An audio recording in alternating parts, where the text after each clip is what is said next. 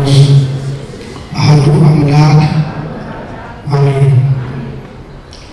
ኩሉ ዘፈቀደ ገብረ እግዚአብሔር በሰማይኒ ወበምድርኒ በባሕርኒ ወበኩሉ ቀላያት በብዙ ምሕረቱ ጠብቆ እንደ ይቅርታው ስቦ እንደ ራእይ ሰብስቦ የቀደመ በደላችንን ሳያስብብን ሕያው ስሙን ቅዱስ ቃሉን ለመስማት ከያለንበት የሰበሰበ የአብ ልጅ የድንግል ማርያም ልጅ ወሀቤ ሲሳይ ለኩሉ መድኃኔ ዓለም ኢየሱስ ክርስቶስ ስለማይነገር ስጦታው ስሙ ይክበር ይመስገን።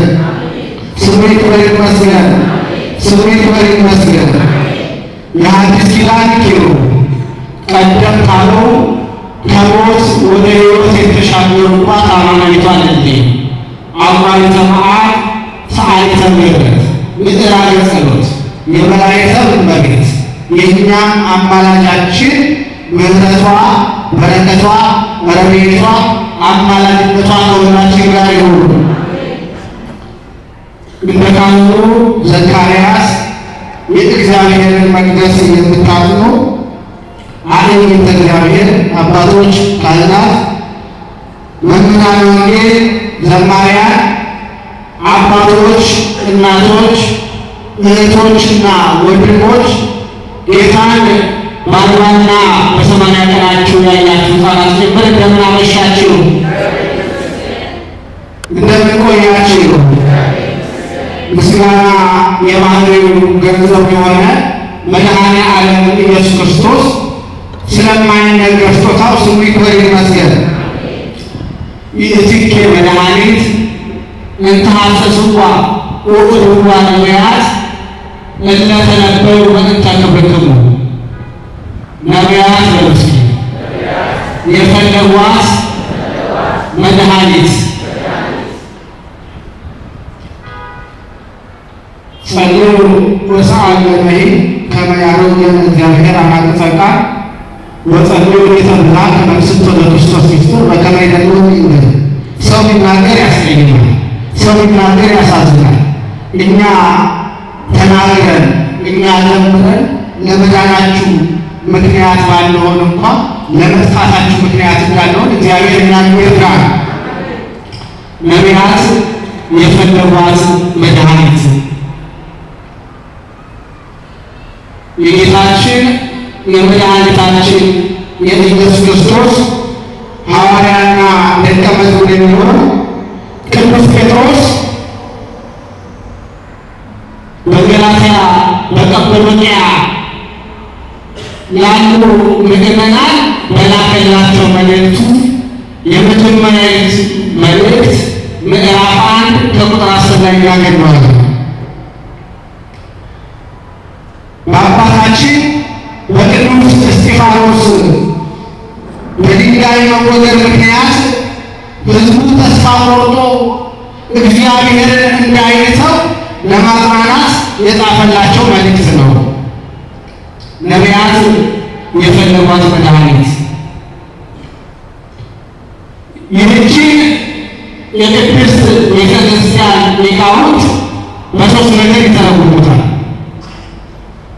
የመጀመሪያው ይህቺ መድኃኒት እንተ ሐሰስዋ ወእልዋ ነቢያት የተባለችው ወይም የተባለው ጌታችን መድኃኒታችን ኢየሱስ ክርስቶስ ነው። እርሱ መድኃኔዓለም ነውና የዓለም መድኃኒት ተወልዶላችኋል ተብሎ ስለተነገረ፣ በሌላ በኩል ቅዱስ መስቀል መድኃኒት ተብሏል። በሦስተኛ በኩል ዛሬ ዕለተ ቀኑን በማስመልከት የምንወያይበት መድኃኒት የተባለች እናታችን እመቤታችን ቅድስተ ቅዱሳን ንጽሕተ ንጹሐን ድንግል ማርያም ነች።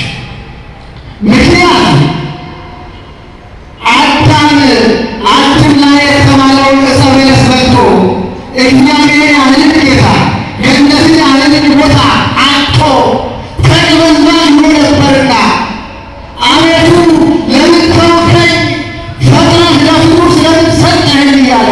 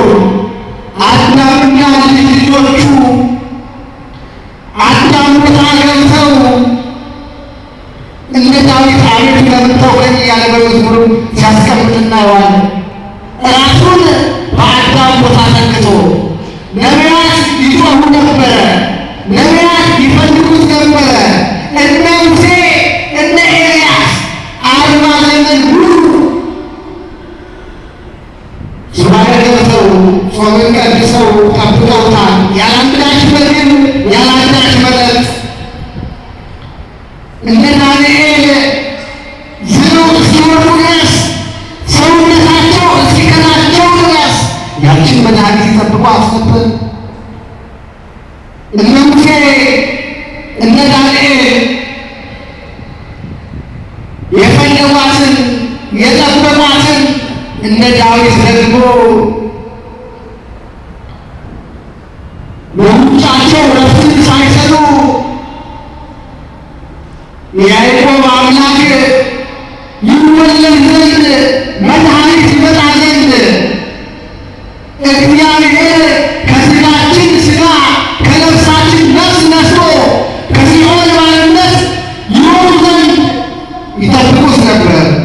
ለዚህ ነው ሐዋርያው ቅዱስ ጴጥሮስ ነቢያት የፈለጓት መድኃኒት ያለው። ነቢያት ሱባኤ ገብተዋል፣ ጾመዋል፣ ጸልየዋል፣ ሰውነታቸውን ሳይቀር መሥዋዕት አድርገዋል። እነ ኤርምያስ ሰባቱን ዕለት እንደ አንድ ሱባኤ የቆጠሩ ጸልየዋል። እነ ዳንኤል ሰባቱን ሳምንት እንደ አንድ ሱባኤ እየቆጠሩ አንብተዋል፣ ጾመዋል፣ ጸልየዋል፣ ሰውነታቸውን አድክመዋል። መድኃኒትን ፍለጋ ታመዋልና ወፍረዋልና ከእግዚአብሔር ልጅነት ወጥተዋልና ገነት ስታየት ቦታ አጥተዋልና ይጠብቋት ዘንድ የተሰጠችውን ገነት ለሌላ ጠባቂ ተሰጥቷልና እነ ሄኖክ ሰባት ትውልድ እየቆጠሩ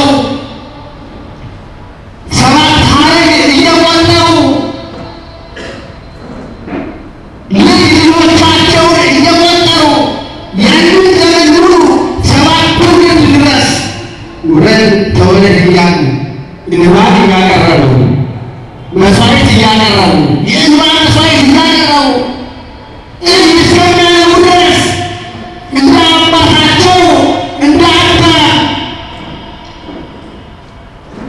ይወለድ ዘንድ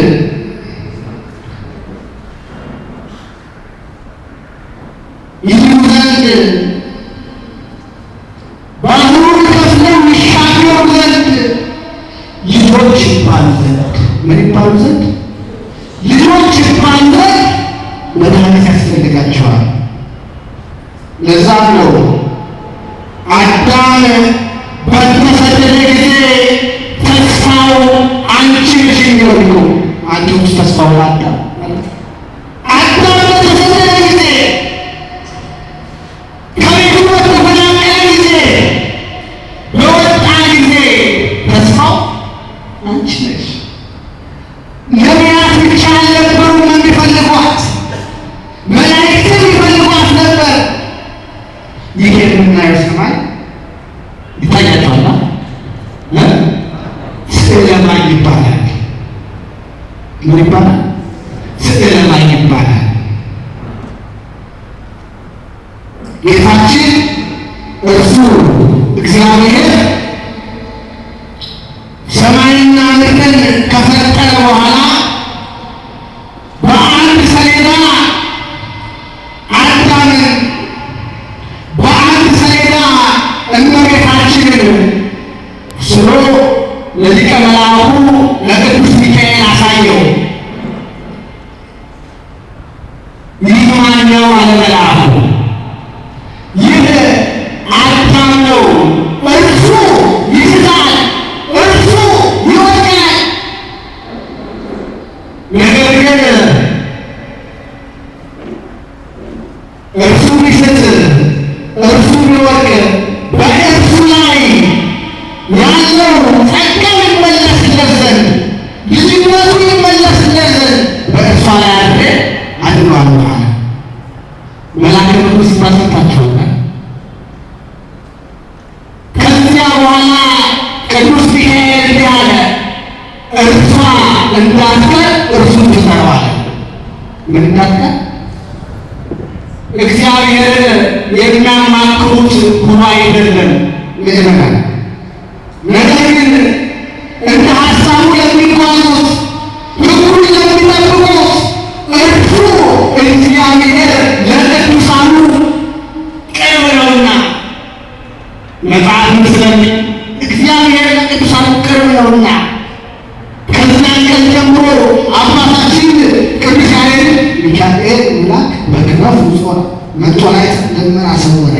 ሚካኤል መልአክ በክንዱ ተሸክሟት ይዞር ነበር። መልጦ ላይ ተደመና ሰውራ በዙሪያ የደመና መጋረጃ ባለበት ተሸክሟት ይዞር ነበር። ክብርና ምስጋና ለአምላካችን ነው። ለዚያም ነው ኢትዮጵያዊ ቄርሎስ የተባለ በ15ኛው መቶ ዘመን መቶ ኪሎሜትር ተነስቶ ኢትዮጵያን በወንጌል ብርሃንነት ያሰረሰ ቅዱስን ሊቅ ሆነ።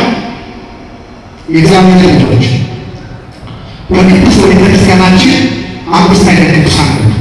ስንት አይነት? ልክ እንደ ልጆቻችን ማለት ነው። የመጀመሪያው ቅድስና የሚሰጣት እናታችን እመቤታችን ድንግል ማርያም ነች። ቅድመ ጸኒስ፣ ጊዜ ጸኒስ፣ ድኅረ ጸኒስ፣ ቅድመ ወሊድ፣ ጊዜ ወሊድ፣ ድኅረ ወሊድ ድንግል የሆነ የለምና እናት ሲሆኑ ድንግልና፣ ድንግል ሲሆኑ እናትነት ያገኘ የለምና ድንግል ሆኖ መጽዋዕቱ ወይም ጡቶቿ ወተት ያፈለቀ የለምና ድንግልና ሲፈለግ እናትነት ይጠፋልና ድንግል መሆን የፈለገ ልጅ ማግኘት አይችልም። ልጅ መሆን ወይም እናት መሆን የፈለገ ድንግል ነች። እናት ስትሆን ድንግል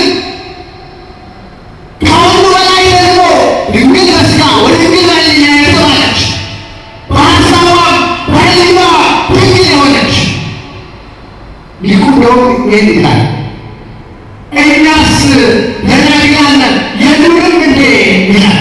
ከእኛ መካከል ደናግላን የሉንም እንዴ? እውነት ነው። በሥጋ ደናግላን ሊኖር ይችላል።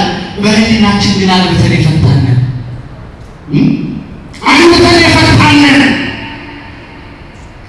ስለዚህም ድንግል በሥጋ ወድንግል በሕሊና የተባለች በሀሳቧም በሕሊናዋም በሥጋዋም ድንግል የሆነች እሷ ብቻ ነች።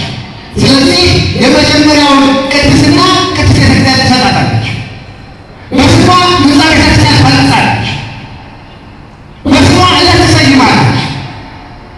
በስሟ ወለተ ማርያም፣ ገብረ ማርያም፣ ወልደ ማርያም ብላ ልጆቿን ትሰይማለች። ሁለተኛው ቅዱሳን ከሚባሉት መካከል ቅዱሳን መላእክት ናቸው። መላእክት ብቻ አይባሉ፣ ቅድስና ማለት ይሰጣቸዋል። ምክንያቱም አመፃ ወስጥ እንደዛቸው ውከት ብጥብጥ በዚያ በወጣ ጊዜ ሳናይ አለበዛኩክሙ ለእዱ ፍጡራን ይሄንን ፍጥረት እኔ ፈጥሬአለሁ፣ እኔ አስገኝቻለሁ ማለት ሰዓት ከፊሎቹ አንተ ፈጥረናል፣ አንተ አስገዝተናል ሲሉ አይ አንተ አልፈጠርከንም አምላካችንን እስከምናገኝ ድረስ ንቁም በበላ በእግዚአብሔርነት ንቁም ብለው የጸኑትን ቅዱሳን ትላቸዋለች። በስማቸው ሕንጻ ቤተክርስቲያን ታንጻለች። ስመ ክርስትና ትሰይማለች፣ ቀን ትሰይማለች፣ ታከብራቸዋለች። ምክንያቱም አምላካቸውን አክብረውታልና፣ ምክንያቱም ለአምላካቸው ተገዝተዋልና፣ ምክንያቱም እግዚአብሔር ፈርተውታልና።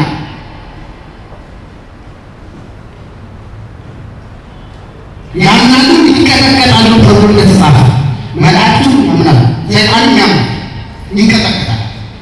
ከሌሎቹ ለየት የሚያደርገው ቅድስና የሚሰጣቸው እግዚአብሔርን ስለሚፈሩት ብቻ ሳይሆን ማመን መታመን ስላለበት። የእግዚአብሔር ልጆች አንድ ሰው ያምናል ማለት መታመንን ገንዘቡ ሊያደርግ ይገባዋል። ሶስተኛው ቅዱስ ቤተክርስቲያናችን ቅዱስ ከምትላቸው መካከል ቅዱሳን ሊቃውንት ይባላሉ። ማናልኳቸው? መረበ ማርያም የመጀመሪያው ማናልኳት?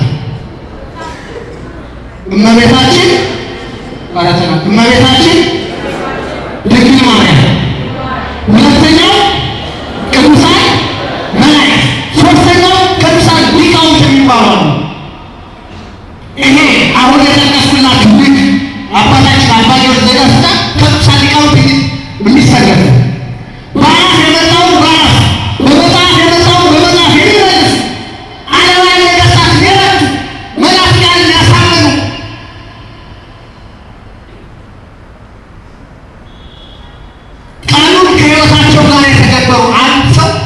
ስለተማረ ብቻ ሊቅ አይባልም። የፊደል እግርና ስለለየ ብቻ ሊቅ አይባልም። እምነት ከምግባር ጋር ሕይወት ሊሆነው ይገባል። ጧፍ ይለናል። ጧፍ የሚያሰኘው ሰምና ፈትል ሲሆን ነው። ሰሙ ብቻውን አይነድም፣ ፈትሉ ብቻውን አይነድም። ቢነድም ለጥቂት ሰከንድ ነው። ጧፍ የሚያሰኘው ሁለቱ በህብረት ተገምደው ተቃፍረው አንድ ሲሆኑ ብዙ ደቂቃ መቆየት ይችላል፣ ብዙ ሰዓት መቆየት ይችላል። አንድ ሊቅ የሚያሰኘው ስለተማረ ነው። ምግባር ከሃይማኖት ሲይዝ እውቀት ከትህትና ጋር ሲይዝ ያንን ቅድስት ቤተክርስቲያናችን ሊቃውንት ትላቸዋለች። እና ዛሬ ዘጋስጫ እነ ቅዱስ ኤፍሬም እነ ጎርጎርዮስ ዘዚራኑ እነ ጎርጎርዮስ ዘምሲስ እነ ባስልዮስ ዘቂሳርያ እነ አባ ሕርያቆስ እነ ቅዱስ ያሬድ እነዚህ ሊቃውንት ትላቸዋለች። አራተኛ ቅዱሳን ሰማዕታት የሚባሉ አሉ። እነዚህ አንገታቸውን ለሰይፍ ሰውነታቸውን ለሰይፍ እግራቸውን ለሰይፍ ሰጥተው እግዚአብሔርን በሕይወታቸው ተወራርደው የሚያከብሩት ለዓለማውያን ነገሥታት ያልተንበረከኩት ያልሰገዱት ለጣዖት ያልተንበረከኩት እነ ቅዱስ ጊዮርጊስ እነ ቅዱስ መርቆሬዎስ እነ ቅዱስ አርሴማ በኋላ ዘመን የተነሱ ብዙ ሰማዕታት እስከ ቅርብ ጊዜ እስከ 22 ድረስ በይሁዳ እስከ ሞቱ ድረስ እነዚህ ቅዱሳን ሰማዕታት ይባላሉ። ለእነዚህም ቅድስት ቤተክርስቲያናችን ህንፃ ቤተክርስቲያን ታቆማለች፣ ቀን ትሰይማለች። ምክንያቱም እግዚአብሔርን በነፍሳቸው ተወራርተው ነውና የሚያከብሩት፣ የሚያመልኩት፣ የሚሰግዱለት። በቤተክርስቲያን ውስጥ አልጋ በአልጋ ነው መንገዱ መንግሥተ ሰማያት ሲሄዱ የሚል መዝሙር የለማ። መንግሥተ ሰማያት አልጋ በአልጋ ይሄድ ይሞላል። እውነት ነው። ሁሉም ቢሽን አልጋ በአልጋ ሆኖ ልንሄድ ይችላል። ያንንም እኮ የመኪናው መውጣት መውረዷል። ነገር ግን የምናገኘው በረከት ስላለ መከራው እንደ መከራ ቆጥረው። መንግሥተ ሰማያት ላይ ግን አልጋ በአልጋ ነው መንገዱ መንግሥተ ሰማያት ሲሄዱ የሚል መዝሙር የለም። በብዙ መከራ እንገባለን ይገባናል ነው የሚለው የሐዋርያት ሥራ ጸሐፊ ቅዱስ ሉቃስ 14:21 ላይ በብዙ መከራ እንገባለን፣ በፈተና ውስጥ እንገባለን። ካለበለዚያ ብዙዎች ይጠቃሉ። አልጋ በአልጋ ከሆነማ ምንም አያስፈልግም። ጾም አያስፈልግም፣ ስግደቱ አያስፈልግም፣ ምጽዋቱ አያስፈልግም። ጠዋት ለይባል ከሰዓት ለቅዳሴ ሰርክ ለጸሎት መምጣት አያስፈልግም። ነገር ግን ከእኛም ይጠበቃል ያንን ፈተና ማለት ያንን መንገድ ማለት እኛ በተሰጠን ነገር አፍርተን መገኘት። እነዛ ያተረፉት ደግሞ ቅዱሳን ሰማዕታት ይባላል። አምስተኛ ቅዱሳን ጻድቃን የሚባሉ አሉ። ዓለም ሳይተዋቸው ዓለምን የተው። እየሰማችሁ ነው? ዓለም ሳይተዋቸው ዓለምን የተው፣ ምግቡ ሳይተዋቸው ምግብን የተው፣ ጾሙ ተብለው ታውጆ አይደለም። ምግቡ ሳይተዋቸው ምግቡ ትተውታል።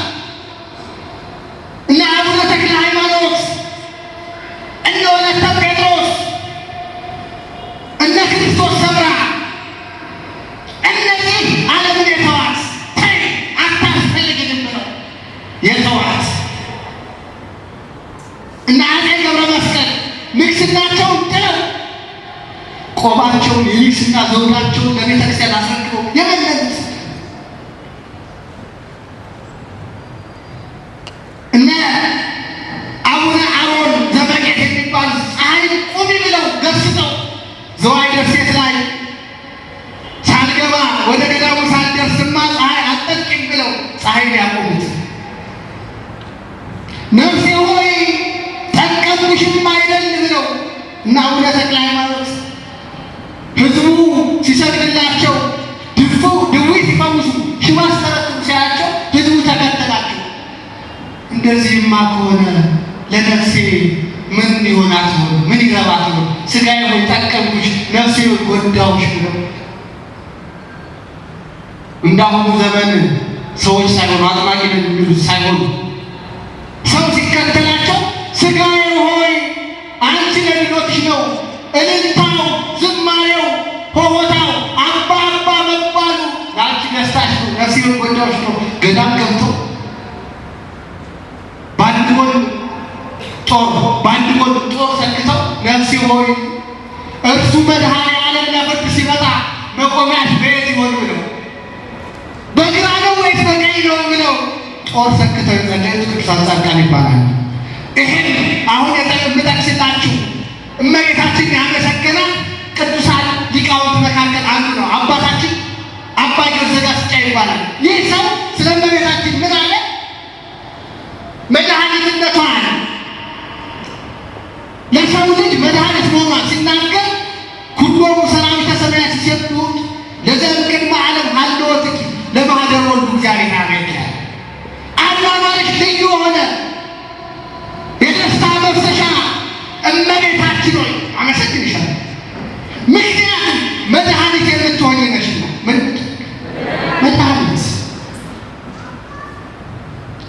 እመቤታችን ድንግል ማርያም ነቢያት ብቻ ሳይሆኑ ቅዱሳኑ ብቻ ሳይሆኑ መላእክትን ይፈልጓት ነበር። መድኃኒት ትሆናለችና ዓለሙ ታሟልና የእግዚአብሔር ልጆች እኛም ታመናለን። የታመመ ሰው ቁልቁል ይሰቅላል። የታመመ ሰው ወንድሙን ከቤቱ ያባርራል። ወንድሙን ላይ ጦር ያነሳል። ይሄ የሕመም ምልክት ነው። አንድ ሰው ሐኪም ቤት ሲሄድ በሽታ ምንድን ነው ይባላል። ሳይለንስ ይባላል። ምልክቱን ይናገራል። የዛ ምልክት ሐኪሙ የሚጠረጥረው ካለ ወደ ላብራቶሪ ይልከዋል። ስብራት ከሆነ ወደ ኤክስሬ ይልከዋል። የበሽታው ምልክት መናገር አለ። እኛም ታመናል። ምልክቱ ይሄ ነው። የትኬ መድኃኒት ነቢያት መንግስት ነቢያት የፈለጓት መድኃኒት ወዳጄ እኛም ከበሽታችን መፈወስ የምንችለው በእናታችን በእመቤታችን በድንግል ማርያም ብቻ ነው። እውነት ያለ ሐሰት አፋችንን ሞልተን የምንናገረው ቃል ነው። ለዓለሙ ማጣፈጫ የሆነች በቀደመች ሔዋን ሞት ወደ ዓለም መጣ። በዳግሚት ሔዋን በእመቤታችን ደግሞ ሕይወትን የሚሰጥ የዘላለም ሕይወትን የሚሰጥ እርሱን አስገኘችልን። ኦ ማርያም በእንተ ዝናፈቅረን ወደ አቤኪ ኩልነ እስመ ወለድኪ ለነ መብልዐ ጽድቅ ዘበአማ ወስተ ሕይወት ዘበአማ። ማርያም ሆይ እንወድሻለን፣ ከፍ ከፍ እናደርግሻለን። የሕይወት መብል የሕይወት መጠጥ የሆኑ መድኃኒታችንን ምን ወልደሽልናልና ሰጥተሽናልና ሔዋን በሰጠችን ፍሬ ከክብር አነስ እመቤታችን በሰጠችን ፍሬ ደግሞ ከፍ ከፍ አሉ።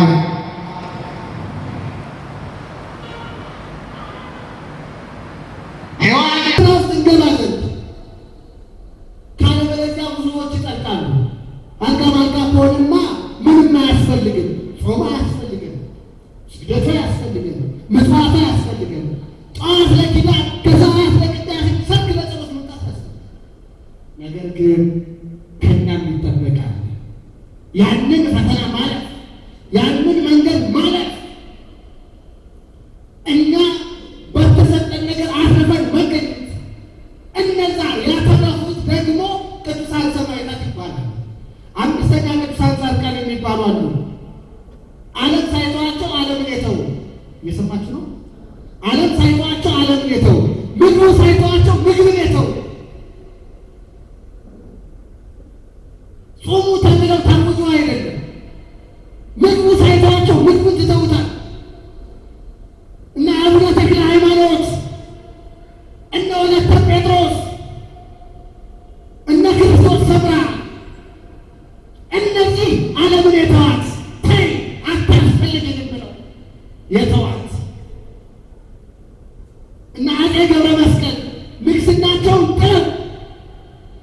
ማዕረጋቸውን የንግስና ዘውዳቸውን ለቤተ ክርስቲያን አስረክበው የመነኑት እና አቡነ አሮን ዘመቄት የሚባሉ ፀሐይ ቁሚ ብለው ገስጸው ዘዋይ ደሴት ላይ ሳልገባ ወደ ገዳሙ ሳልደርስማ ፀሐይ አትጠልቂም ብለው ፀሐይን ያቆሙት። ነፍሴ ወይ ጠቀምኩሽም አይደል ብለው እና አቡነ ተክለ ሃይማኖት ህዝቡ ሲሰግድላቸው ድዊ ሲፈውሱ ሽባ ሲተረትሩ ሲያያቸው ህዝቡ ተከተላቸው። እንደዚህማ ከሆነ ለነፍሴ ምን ይሆናት ይሆን? ምን ይረባት ይሆን? ሥጋዬ ሆይ ጠቀምኩሽ፣ ነፍሴ ጎዳሁሽ ብለው እንዳሁኑ ዘመን ሰዎች ሳይሆኑ አጥማቂ ነን የሚሉት ሳይሆኑ ሰው ሲከተላቸው ሥጋዬ ሆይ አንቺ ለድሎትሽ ነው፣ እልልታው፣ ዝማሬው፣ ሆሆታው፣ አባ አባ መባሉ ለአንቺ ደስታሽ ነው፣ ነፍሴን ጎዳሁሽ ነው። ገዳም ገብተው በአንድ ጎን ጦር ሰክተው ነፍሴ ሆይ እርሱ መድኃኔ ዓለም ለፍርድ ሲመጣ መቆሚያሽ በየት ይሆን ብለው በግራ ነው ወይስ በቀኝ ነው ብለው ጦር ሰክተው የጸለዩት ቅዱሳን ጻድቃን ይባላሉ። ይሄም አሁን የምጠቅስላችሁ እመቤታችን ያመሰገናት ቅዱሳን ሊቃውንት መካከል አንዱ ነው። አባታችን አባ ጊዮርጊስ ዘጋስጫ ይባላል። ይህ ሰው ስለ እመቤታችን ምን አለ? መድኃኒትነቷን ለሰው ልጅ መድኃኒት መሆኗን ሲናገር ኩሎሙ ሰራዊተ ሰማያት ሲሰብሑት ለዘእምቅድመ ዓለም ሀልወትኪ ለማኅደረ ወልዱ እግዚአብሔር አርአያኪ። አኗኗርሽ ልዩ የሆነ የደስታ መፍሰሻ እመቤታችን ሆይ አመሰግንሻለሁ። ምክንያቱም መድኃኒት የምትሆኝ ነሽና። ምን መድኃኒት? እመቤታችን ድንግል ማርያም ነቢያት ብቻ ሳይሆኑ ቅዱሳኑ ብቻ ሳይሆኑ መላእክት የሚፈልጓት ነበር። መድኃኒት ትሆናለችና ዓለሙ ታሟልና የእግዚአብሔር ልጆች እኛም ታመናል። የታመመ ሰው ቁልቁል ይሰቅላል። የታመመ ሰው ወንድሙን ከቤቱ ያባርራል። ወንድሙን ላይ ጦር ያነሳል። ይሄ የሕመም ምልክት ነው። አንድ ሰው ሐኪም ቤት ሲሄድ በሽታ ምንድን ነው ይባላል። ሳይለንስ ይባላል። ምልክቱን ይናገራል። የዛ ምልክት ሐኪሙ የሚጠረጥረው ካለ ወደ ላብራቶሪ ይልከዋል። ስብራት ከሆነ ወደ ኤክስሬይ ይልከዋል። የበሽታው ምልክት መናገር አለ። እኛም ታመናል። ምልክቱ ይሄ ነው። የትኬ መድኃኒት ነቢያት ወግስት ነቢያት የፈለጓት መድኃኒት ወዳጄ እኛም ከበሽታችን መፈወስ የምንችለው በእናታችን በእመቤታችን በድንግል ማርያም ምልጃ ብቻ ነው። እውነት ያለ ሐሰት አፋችንን ሞልተን የምንናገረው ቃል ነው። ለዓለሙ ማጣፈጫ የሆነች በቀደመችዋን ሞት ወደ ዓለም መጣ። በዳግሚቷን በእመቤታችን ደግሞ ሕይወትን የሚሰጥ የዘላለም ሕይወትን የሚሰጥ እርሱን አስገኘችልን። ኦ ማርያም በእንተ ዝናፈቅረች ወደ አቤኪ ኩልነ እስመ ወለድኪ ለነ መብልዐ ጽድቅ ዘበአማ ወስተ ሕይወት ዘበአማ። ማርያም ሆይ እንወድሻለን፣ ከፍ ከፍ የምናደርግሻለን። የሕይወት መብል የሕይወት መጠጥ የሆነው መድኃኒታችንን ምን ወልደሽልናልና ሰጥተሽናልና ሔዋን በሰጠችን ፍሬ ከክብር አነስ እመቤታችን በሰጠችን ፍሬ ደግሞ ከፍ ከፍ አለ።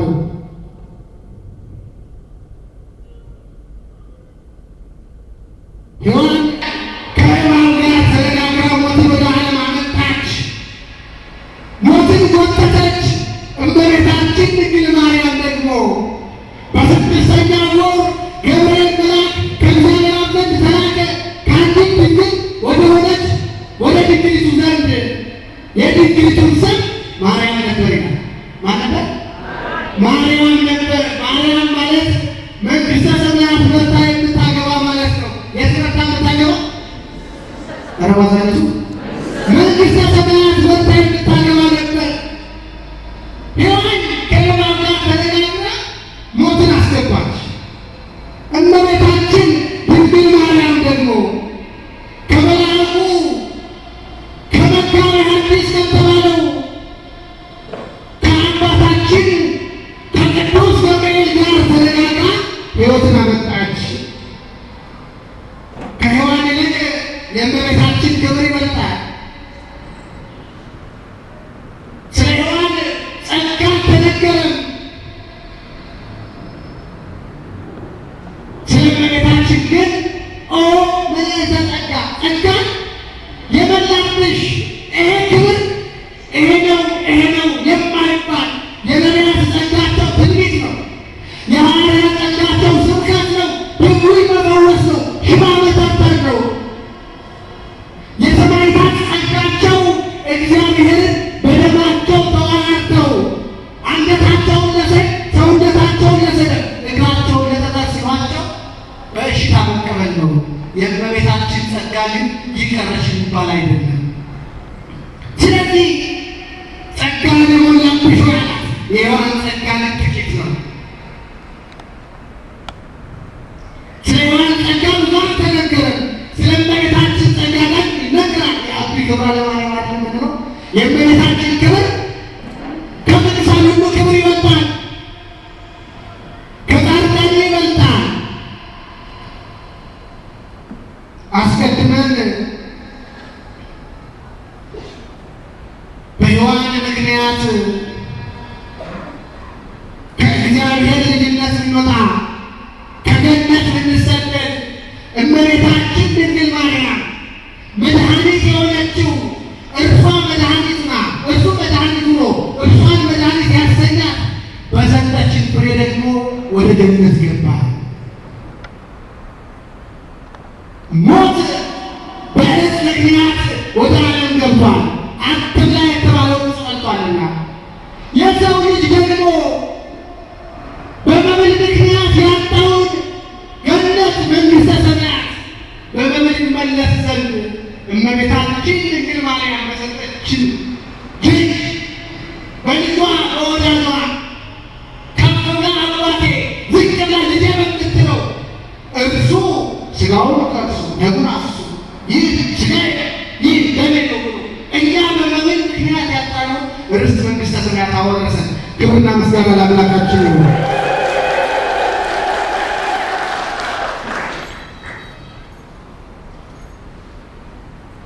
ስለ ሔዋን ደስተኝነት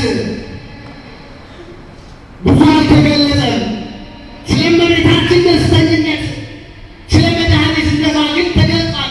ተበስሪ ፍሥሒ ደስተኛ ይሁን ደስ ይበልሽ ተብላለችና ድኅነተ ዓለም ደርሷልና ከተመኘሽ በላይ አግኝተሻልና እርሷ ዝቅ ብላ ከዚች ሴት ዘንድ ደርሼ ለእግሯ ጫማ ለሰውነቷ ሸክም ሰጥቼ አገልጋይዋ ሁኜ በበኩሏ ትመኝ ነበር። ተፈሥሒ ፍሥሕት ወምልዕተ ጸጋ ደስተኛ ይሁን ደስ ይበልሽ ከተመኘሽ በላይ አግኝተሻልና ደስተኛ ይሁን ደስ ይበልሻል። የሰው ልጅ ድኅነተ ዓለም ደርሷልና አዳም ከአባቱ ከእግዚአብሔር ዘንድ የሚታረቅበት ዘመን ደርሷልና በሌላ በኩል ደግሞ በቤተ ክርስቲያናችን ሰባቱ መስተጣድራን ወይም ጠላቶች የሚባሉ እነዚህ ሰባቱ ጠላቶች ጌታችን አምላካችን መድኃኒታችን ኢየሱስ ክርስቶስ በቤተልሔም ተወልዶ በዮርዳኖስ ተጠምቆ በጎልጎታ ሙቶ ትንሣኤውን ከሰጠን በኋላ ወይንም በሞቱ ያጠፋቸው መስተዳድራን ናቸው። ጥል የነበሩትን አስታርቋል።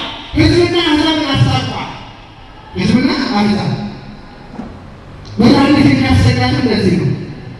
ሰውና እግዚአብሔር፣ ሰውና መላእክት፣ ነፍስና ሥጋ ተጣልተው ነበር። መላእክትን ደግ ደጇን እየጠበቁ አያስገቡም ነበር። ከያታይ ዘይማን ራሱ ሲገባ ቤት ብሎ ይገ ለዛም ነው ልጁ ቅዱሳን ከያታይ ዘይማን መኑዋን ወመን ተራመቃ ከያታይ ዘይማን ማን ያስተማራል? ማንስ ነገራል? አላ ፀሐይ ተሰለተች ፀሐይ ነገረች ይላል። ፀሐይ ትጨልም ጨረቃ ደም ስትሆን ተመለከት። እዛ ጊዜ አንመጡ አለ ይጠበቁ ነበርና ምን ያምን ይገባቻለ ጠላትነት ነበርና። ስለዚህ ይህትክ መድኃኒት ይህችን መድኃኒት ነች። አንድ ባለቅኔ እንዲህ አለ ልትገለብጠን ነው ስ ልትገለብጠን የሔዋን መኪና ድንግል አዳነች ፍሬን ያዘችና በሔዋን ምክንያት ሞትን ዓለም መጥቶ ነበር። በእናታችን በእመቤታችን በቅድስተ ቅዱሳን በንጽሕት ድንግል ማርያም አማካኝነት ደግሞ ሞት ተወገደ። የእግዚአብሔር ልጆች ታላቁ ሊቅ አባታችን አባ ዘካርያስ ሲቀጥል ይላል በመጽሐፈ ምስጢር ላይ ኋላ ላይ በአርጋኖን ላይ ተጠቅሷል። አነክር ተኪኖቱ ለወልደ እግዚአብሔር እንዘ ኢያነብብ ሰለስተ አናቅጽ አለ። ሦስቱ ደጅ ያልከፈተው ለእግዚአብሔር ልጅ አለቃለሁ። ስንቱ ደጅ? ሦስቱ ደጅ ያልከፈተው ለእግዚአብሔር ልጅ አለቃለሁ። እነዚህ ሦስቱ እነማን ናቸው እንደሆነ ይላል። የመጀመሪያው በተዘጋ ቤት ውስጥ መግባት ነው። ሳያንኳኳ ክፈቱልኝ ሳይል በተዘጋ ቤት ውስጥ መግባቱን አደንቃለሁ። ሁለተኛው በተዘጋ መቃብር ውስጥ መቃብር ክፈቱልኝ መግነዝ ፍቱልኝ ሳይል መነሳቱን አደንቃለሁ። ሶስተኛው በድንግልና ማኅፀን ውስጥ ድንግልና ሳይፈርስ ድንግልና ሳይለይ መወለዱን አደንቃለሁ። ከእነዚህ ውስጥ ግን ሶስተኛውን አደንቃለሁ ይላል። የትኛው? ሶስተኛውን አደንቃለሁ ይላል። ለዚህም ይላል ምሳሌ አምጣ ካልከኝ ይላል። ምን አምጣ ካልከኝ? ምሳሌ አምጣ ካልከኝ ይላል። ልክ በተዘጋ ቤት ውስጥ መግባቱ ሲያጠይቅ ነዋግ ዘይመስሎ ነግባዋል። ይህ ማለት ሐዋርያት ተጽፎ አታገኘውም ብለህ ጳውሎስና ሲላስ በእስር ቤት ሳሉ የእግዚአብሔር መልአክ ይዟቸዋል። ሳይከፈቱ መውጣት ሳይከፈቱ መግባት ይችላሉ። ለዚህኛውም ይህ ምሳሌ ይሆናል ይላል አባታችን አባ ዘጋስጫ። በረከቱ ከሁላችን ጋር ይሁን። ሁለተኛ በተዘጋ መቃብር ምሳሌ አምጣ ካልከን ይላል ነቢዩ ዳንኤል በአሳ አለሉ ወይም ነቢዩ ዳንኤል በአናብስት ጉድጓድ ሳለ ነቢዩ ዕንባቆም እየመጣ ያጽናና ይመግበው ነበር። ይህን ምሳሌ በቅዱሳት መጽሐፍ ተጽፎ እናገኘዋለን። ለሶስተኛው ግን ምሳሌ አምጣ ካልከን አላገኝላትም ይላል። ምን አልላትም? አላገኝላትም ይላል። በዚያ በቤተልሔም ዝቅና በዚያ በቤተልሔም ያልተደረገ ተደረገ፣ ያልሆነ ሆነ፣ የማይታሰቡ ታሰበ ይላል። ይህ ብቻ አይደለም። በሕፃኗ ስትሆን አንበሳውን ታቀፈችው። ይህ ብቻ አይደለም። ድንግል ሆይ አንቺ በቤተልሔም ስትወልዱ እኔ በዚያ መሆን ምንኛ ደስተኛ ነበርኩ። ምን ደስ ይለኝ ነበር! ባገለግልሽ ደስ ይለኝ ነበር። ብሰግድልሽ ደስ ይለኝ ነበር። ለእግርሽ ጫማ ማድረግ ደስ ይለኝ ነበር። እኔ ግን በዛ ዘመን አይደለሁም ይልና ዝቅ ብሎ ይላል። እኔ ግን ብፁዕ ነኝ። እኔ ግን ብፁዕ ነኝ። እስኪ እኔ ግን ብፁዕ ነኝ። ምክንያቱም ሳያዩ የሚያምኑ ብፁዓን ናቸው ትላለህና። አማላጅነት ከሁላችን ጋር ይሆን።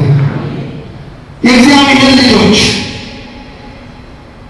ይህች መድኃኒታችን ነች። መድኃኒት ስያሜ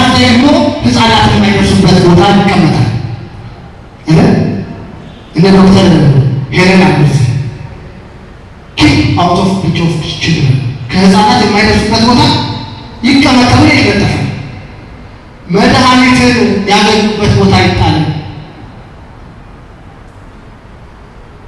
እመቤታችንንም እንደ መድኃኒታችን ነችና የሚዛት ይገባል። በእውነት መድኃኒት በበሽታ ጊዜ መሰላል። አሁን የምንወስድበት ጊዜ ነው። ምዕመናን ወንድም በወንድሙ የተጨነቀ ጊዜ ወደ እሷ ልንቀር ይገባል። አባችን አስታርቂ ልንል ይገባል። ወንድም በወንድሙ ላይ በተነሳ ጊዜ ክሬቱ አሁን መንገድ ከላይ ወረድ ነው የሚለው ኦሪት ዘልደት ወይም ኦሪት ዘፍጥረት ሁለት ወንድማማቾች ወደ ወንዝ ወርደው አሁን ተበቃል አንዱ ሟቶን አንዱ ገዳይ ሆነ። ወንድም ወንድሙ ላይ ተነሳ። አሁንም ወንድም ወንድሙን እያጠቃ ነው። ወንድም ወንድሙን እያጠቃ ነው። ይህ እናቷን ከቤት እያስወጣች ነው። ይህ የመድኃኒት መድኃኒት አልባት ይገባል። መድኃኒቱን መውሰድ ይገባል። እንታሰስማ ወልዋ ነቢያ እለተለበይ ተከለከሙ ነቢያት የፈለጓት ነቢያት ያሿት መድኃኒት ይችለች ስለ ነቢያት ብቻ አይደለምና ስለ ተከታዮቹ ብቻ አይደለምና ስለ እኛም መድኃኒት ነችና የእግዚአብሔር ልጆች ምዕመናን አሁን ከበፊቱ ይልቅ የምንተጋበት ጊዜ ነው። ከበፊቱ ይልቅ ጠዋት ለኪዳን ከሰዓት ለቅዳሴ ሰርክ ለጸሎት ልንመጣ የሚያስፈልግበት ጊዜ ነው። እመቤታችንን ልንማፀን የሚፈለግበት ጊዜ ነው።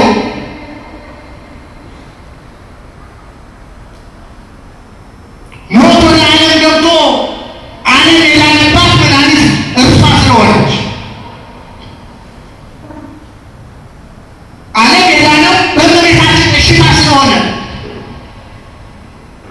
ቅድም መላከ ሰላም ሲያስተምሩ ሰምታችኋቸው በሉቃስ ወንጌል ምዕራፍ 1 ከቁጥር 26 ጀምሮ ተጽፎ በምናገኘው ላይ መልአኩ ገብቶ ከእመቤታችን ጋር ካወራ ከተወያየ በኋላ እንደነ ዘካርያስ ጋር እንዳደረገው አላደረገም። እንደነ ሶምሶን አባት እንደማኑሄ እንዳናገረው አይደለም። እመቤታችን ጋር ሲገባ እጅግ ተቆጥቦ ነበር። ምክንያቱም ዓለም የሚድነው በእመቤታችን እሽታ ላይ ነው። መልአኩ ተናገራት፣ ነገራት፣ የእሷን እሽታ ፈለገ። በኋላ ላይ ለእግዚአብሔር የሚሳነው ነገር የለም ባላት ሰዓት እርሷ ሰማይን በብልሃት የሰራ ምድርን በኋላ ያጸና እርሱ እግዚአብሔር በቅዱሳት መጻሕፍቱ እግዚአብሔር በሥራው እግዚአብሔር በባህሪው እግዚአብሔር ታውቀው ነበርና የጥበብ መጀመሪያ እግዚአብሔር መፍራት ሊቁ አባታችን ባሪሳን ደግሞ እንዲህ ይላል። የጥበብ መጨረሻው ምንድን ነው ትለን እንደሆነ እግዚአብሔር ማየት ነው። እመቤታችን እግዚአብሔር ታየው ነበር። ስለዚህ ነው ትሕትና የሚገርመው ማገልገልን የምትመኘው ደጅ መጥናትን የምትመኘው ይህችን መድኃኒት በመውሰድ ያለብን የእግዚአብሔር ልጆች ይህችን መድኃኒት ድንግል በሥጋ ድንግል በሕሊና የተባለች መድኃኒት ስለ ድንግልናዋ ብዙ ሊቃውንት የተናገሩላትን መድኃኒት በእውነት የእግዚአብሔር ልጆች መድኃኒት ልንከባከበው ይገባል። ልንይዘው ይገባል። በአግባቡ ልንጠቀምበት ይገባል። ማንም ነገር ተናገረ አወራ ተብሎ ስለ እመቤታችን መድኃኒት በየቦታው አይሰጥም። ይህችን ማዘዝ እውነት ነው። አባታችን ቅዱስ እንኳን አውግስቲን የሚባለው ሊቅ እንዲህ ይላል። ስለምንና ፍቃድ መነሳት እግዚአብሔር አከብራለሁ አደንቃለሁ ይላል። እነሱ ባይነሱ ኑሮ ቅዱሳት መጻሕፍት ባልተጻፉ ነበር። እነሱ ባይነሱ ኑሮ ሊቃውንት ባልተነሱ ነበር። ስለዚህ ስለ እመቤታችን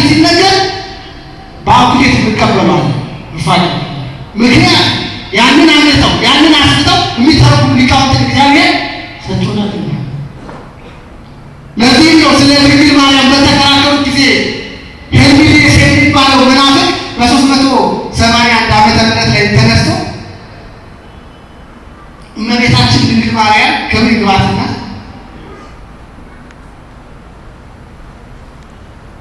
በድንግልና ከወለደችው በኋላ ድንግልነት ልትሆን ትችላለች ብሎ ተከራከራቸው። አባታችን ቅዱስ ጊዮርጊስ እንዲህ አለ፣ ወዳጄ ሄርሚዴስ ሆይ አንተ እንዴት ድንግልናዋን ሳያጠፋ ወደ ማህፀን እንደገባ ንገረኝና እኔ ማህፀኗን ሳይፈታ እንዴት በድንግልና እንደወጣ እነግርሃለሁ። ክብርና ምስጋና ለአምላካችን ነው። አንተ ንገረኝና መድኃኒትን በአግባብ መጠቀም ማለት ነው። የእግዚአብሔር ልጆች ምእመናን ሁላችን በእመቤታችን አማላጅነት፣ በእመቤታችን ረዳትነት፣ በእመቤታችን ጠብቆት ልጆቻችን የሚያድጉት ትዳራችን የሚባረከው ወጥተን የምንገባው የአስራት ሀገር ስለሆነች ነው። በእነ ቅዱስ ጊዮርጊስ ገበዝነት ነው ይቺ ሀገር ያለችው። አድዋን ያለ ቅዱስ ጊዮርጊስ ማሰብ አይቻልም፣ አይቻልም፣ አይታሰብም። ያለ እመቤታችን አማላጅነት ደግሞ መውጣት መግባትም አይቻልም። በይበልጥ አሁን ጾመ ፍልሰታ የእመቤታችን ጾም ቀርባለችና ሁላችን በእውነት በእንባ ጭምር እናልቅስ ለሀገራችን። ታመናል። እንዴት ከህመማችን እንውጣ? እንዴት መድኃኒቱን እናገኝ? እንዴት መድኃኒቱን እንጠቀመው ብለን ልናለቅስ ይገባል። ይህቲኬ መድኃኒት እንታሰስዋ ወእዱ ባለሪያት ለተነቢዩ ወንተክብክማ መድኃኒት ልንጠቀመው ይገባል። በመጨረሻ በመጽሐፍ ቅዱስ ቃል ስነግራችሁ በሁለተኛ ነገሥት ምዕራፍ 2 ከቁጥር 19 ላይ የኤልያስ ደቀ መዝሙር ኤልሳዕ ኤልያስን ተከትሎት ከሀገር ከከተማ ከዱር ይሄድ ነበር። በዚህ መልእክት ላይ ግን ኤልያስ ከኤልሳዕ የሚለይበት ዘመን ደርሶ ነበርና ኤልሳዕ ሆይ አንተ በዚህ ቆየኝ አለው። በያው እግዚአብሔር ምን አለው? አልለይም አለ።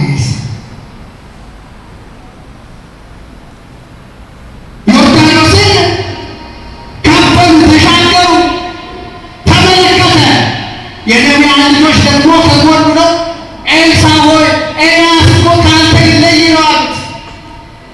አውቃለሁ ዝም በሉ ብሎ አለፈ። ኋላ ላይ ታሪኩን አሳጥረው ኋላ ላይ ኤልያስ ኤልሳዕ ምን እንዳደርግልህ ትፈልጋለህ?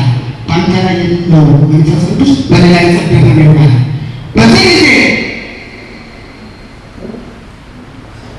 ተለይቶ ኤልሳዕ ኤልያስ ተለይቶ በእሳት ሰረገላ ወጣ። በዚያም መጎናጸፊያውን ደግሞ ሰጠው። ልክ ደግሞ እንደተሻገረ እሱም ድጋሜ ዮርዳኖስ ይዞት ወንዝ ከፍሎ ተሻገረ። ኋላ ላይ በሰማርያ ያሉ ምዕመናን ታው ሲል የነበሩት ሀገሪቷስ መልካም ነበረች፣ ነገር ግን አንድ የሚያቆስል ውሃ አለን፣ የሰማርያ ውሃ።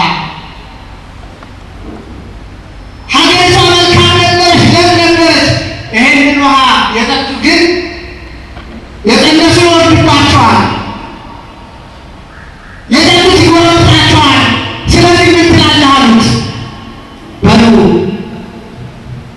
አንዲት ማሰሮ አምጡ፣ በእርሷም ላይ ጨው ጨምሩ አላቸው። ምን ጨምሩ? ጨው ጨምሩ አላቸው። እነርሱም ያችን ማሰሮ አመጡ፣ በእርሷም ላይ ጨው ጨመሩ። ኤልሳዕም ከዛሬ በኋላ ይሄንን ውሃ ፈውሼዋለሁ ብሎ አዋሃደው። በዚያ ሰዓት ያ ውሃ የሰማርያ ውሃ ፈወሰ፣ መድኃኒትን አገኘ።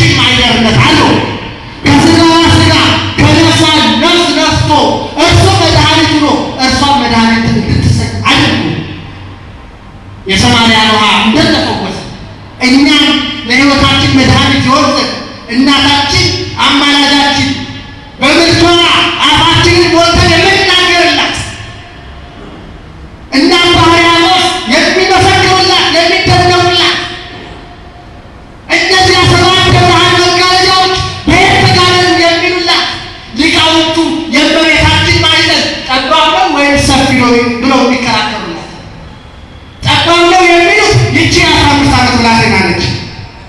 ሰፊ ነው የሚሉት ደግሞ ሰማይን በብልሃት የሰራ ምድርን በውኃ ላይ ያጸና ታላላቅ ነገሥታትን የሚመታውን በማኅፀኗ ይዛለችና ብለው የሚከራከሩላት አማላጅቱ የእቴጌ መድኃኒት ይቺ ማነች? ይቺ ማነች? ምልጃዋ በረከቷ ረድኤቷ ከሁላችን ጋር ይቆየን።